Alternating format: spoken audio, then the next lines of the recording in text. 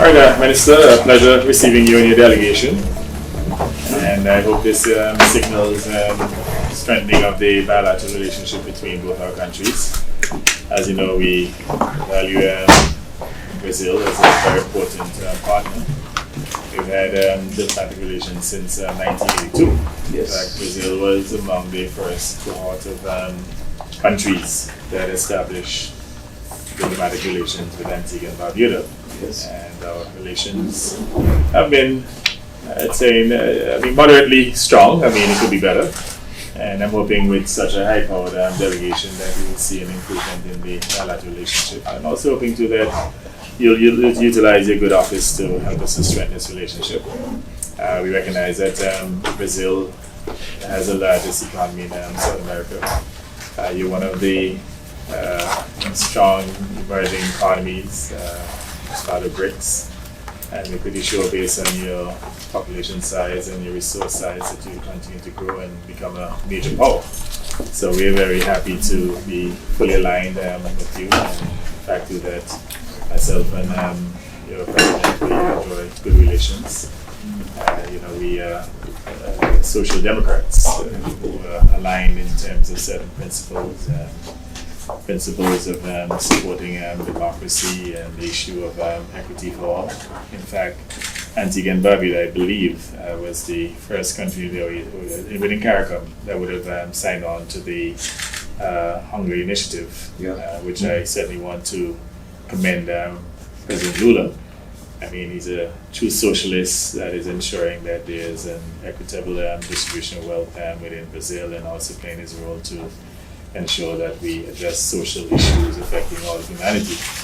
And these are principles that are very dear to our hearts. I mean, as a small developing country and a very vulnerable one, we want to make sure that we play our part in ensuring that we bring some equity to all, to ensure that no one is left behind. And we cannot escape the fact that there's still hunger, not only in this hemisphere, but external hemisphere. And that this initiative by President Lula is certainly in keeping with our common humanity and the fact that we have to continue to look out for each other. So I certainly commend him, and he can look forward to Antigua and Barbuda's full support, not only in that issue, but generally speaking, Brazil is one of our favorite nations for support, even in terms of candidature. And we're hoping that we could see stronger relations in terms of increased trade. We have an air services agreement that we're about to ratify, because we're hoping that we'll be able to develop direct trade between Antigua, Barbuda, and Brazil.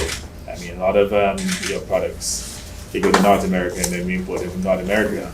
If we can have direct air links as well as sea links, I think we can actually increase the amount of business that we conduct with Brazil. And there's no doubt that your prices generally are more competitive. Your product quality is extremely good. I believe, for example, that one of the areas in which we can increase business is in the area of probably soybean importation of soybean to do animal feed, because we're trying to address our issue of our food insecurity, to produce more. But we find that the feed that we import into the country is too expensive. I'm pretty sure that there are significant opportunities to increase trade, not only physical trade, but even trade in services in terms of tourism. As you know, we have a very strong tourism product, one that is growing, that is now emerging as a most exciting service and most exciting market destination within the Caribbean, especially for wealthier tourists. So we believe that there are opportunities for us to collaborate as well to help to strengthen the tourism and trade between Brazil, Antigua and Barbuda, and at the same time to generally strengthen people-to-people exchanges. We would have eliminated requirements for visas, so that would certainly facilitate greater people-to-people exchanges as we seek to strengthen the relationship between both our countries. We're also very happy with the technical assistance and other assistance that we provide Antigua and Barbuda over the years. And I'm sure as we get into some more details after the press would have left, that we could look at some other ways of cooperation.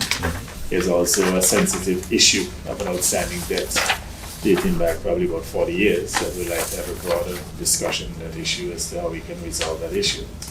And generally speaking, to have more in-depth discussions as to how we can strengthen the bilateral relationship, especially the trade relationship between Antigua Barbuda and Brazil. So again, I just want to thank you for making the sojourn here to Antigua and Barbuda, and to play your part in strengthening the relationship.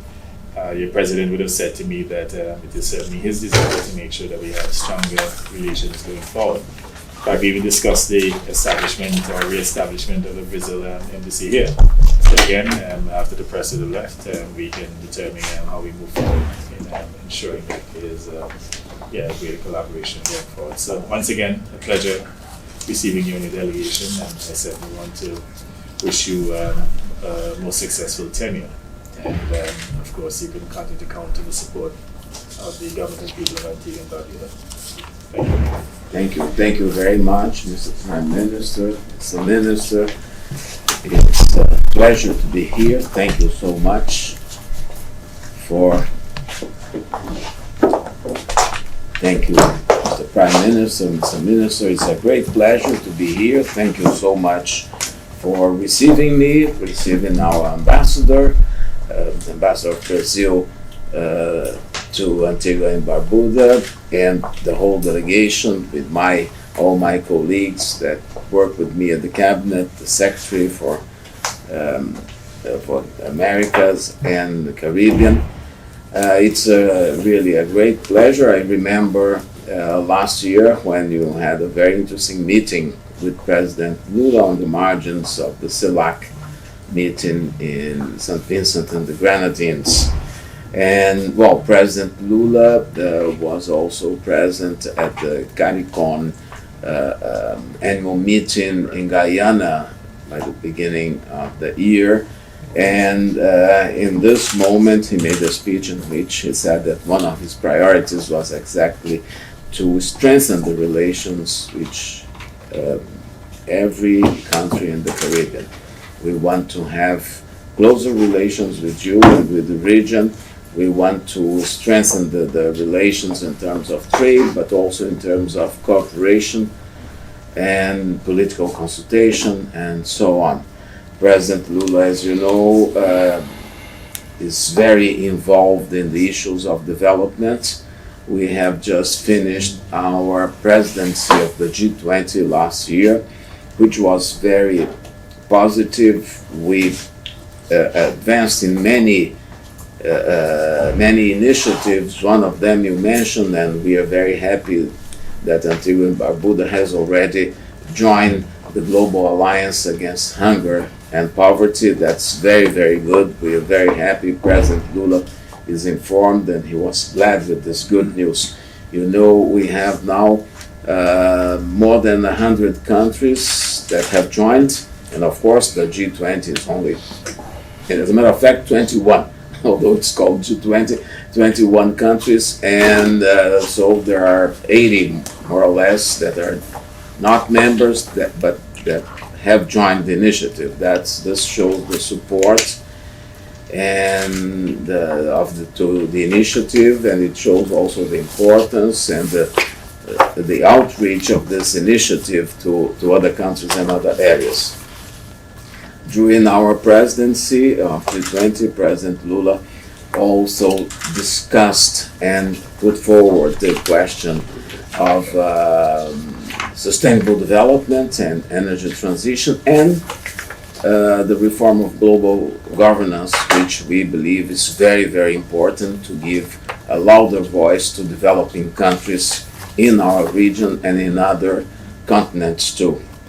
And with respect to this, we are very glad to bring you the information that Brazil will host in June, from the 9th to the 12th of June, the annual meeting of the Caribbean Development Bank.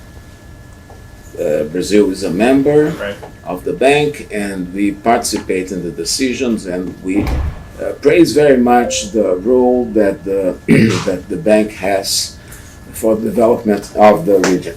And since we are having this meeting in Brazil, when the governor of Brazil to the Caribbean Development Bank, who is the Minister of Budget and Planning of Brazil, suggested President Lula to host this meeting. He said, yes, we'll do that, but I also want to have a summit of heads of states of the region, of the Caribbean region. And so he's planning, we are working on summit, a meeting of heads of states to which you are invited on the 13th of June in Brazil. It will take place in Brazil. And President Lula asked me to bring you a letter in which he invites you to this meeting in Brasilia. He attaches a lot of importance to this meeting. He considers it to be a very good moment to discuss all the issues that are important to our bilateral relations, like cooperation, development, energy, and climate change and everything, and especially to build a position and discuss issues concerning climate change that will be important and that should be taken as a contribution of the region of Antigua and Barbuda, but all the countries in the region, to COP30, which will take place in Belém, the capital of the state of Pará in the north of Brazil, which is in a way is not very far away from the Caribbean. It's about 2 hours flight to the north. So we hope also that your government and yourself can have an important role in COP30 in Belém, and that we can, with the support of our friends and neighbors, we can produce very good results of COP in terms of climate change and environment and so on. We have had a number of initiatives during these first 2 years of the third term of President Lula in office. We are exactly at the middle of his term. We just completed 2 years, and we still have 2 more years to go to the next elections. But he has taken a number of initiatives. He had, after more than 10 years, we had a meeting of the countries, of heads of states of the countries of the Treaty of Cooperation, of Amazonic Cooperation, ACTO. ACTO. In English, the acronym is ACTO. I never remember it. Because it's OTCA it's OTCA in Portuguese, so ACTO. And so that was very important. We had very important decisions, and we decided to create a special fund for tropical forests. It's called Tropical Forest Forever Fund, which is very, very important. And also we launched another initiative connecting the countries that hold the largest tropical forests in the world, like Brazil with the Amazon forest, which is the largest in the world, but also Congo, the Democratic Republic of Congo, and Indonesia, because they also hold important tropical forests. And Brazil is responsible for the preservation of a little more than 60% of the Amazon, which is in the Brazilian territory.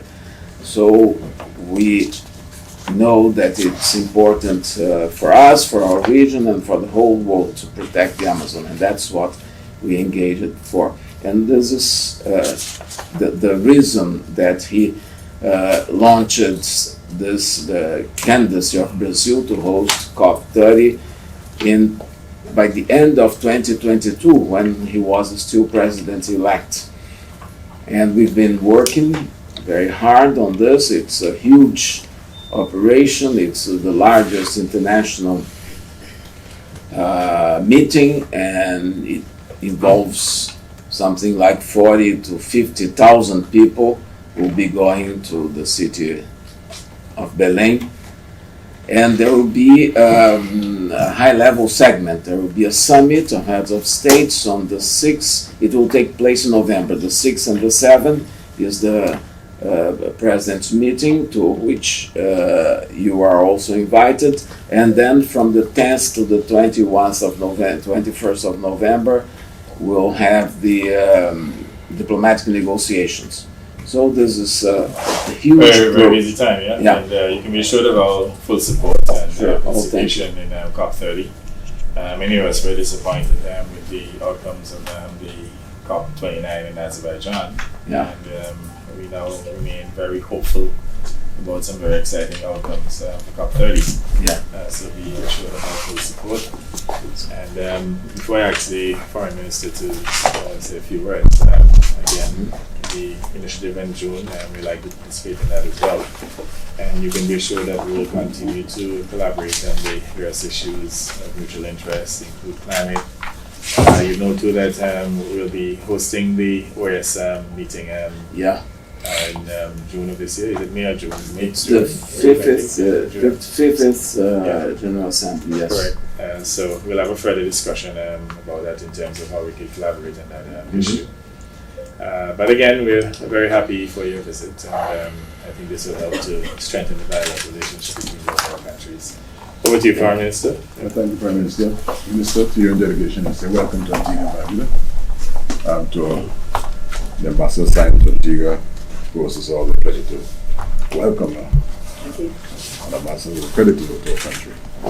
I think between you, Minister and Prime Minister, much of the subject has been already ventilated. So it's going to basically echo those sentiments of appreciation to President Lula and the government of Brazil for the friendly relations over the years, and to pledge our cooperation, continued cooperation. I know after the media leaves us, we will discuss the candidatures and other matters that I have in my notes. I think it's a wonderful experience, a wonderful time to be here in Antigua and to continue the building relations between our two countries. From 1982 to now, it's a long time. It's 43 years next month, actually. It was February 43 years ago that we inked the agreement for bilateral relations. And since then, I think we can count and check the boxes in terms of the level of cooperation and the achievements we've had working together. The issues, of course, that are of paramount importance to me as we speak would be how do we build on and continue to advance the Global Alliance against hunger. It's a very powerful initiative launched by President Lula, one to which we readily subscribed. It has not only potential, but benefits, of course, in realizing the SDGs. And so Antigua Barbuda, especially this time when we are very serious about food security, would like to have further discussions on this alliance and how we can leverage a membership in this organization. I noted just the growing numbers globally that are subscribed to the initiative, and Prime Minister, I think we did the right thing. Absolutely. That's the first mover. As the first mover. The other issue, of course, and very much related, is how can we expand and strengthen trade ties between both our two countries. Brazil is known for its manufacturing sector, Antigua Barbuda is known for our consumer sector. And the whole question of controlling cost of living prices is always a concern of governments, especially in small countries like ours.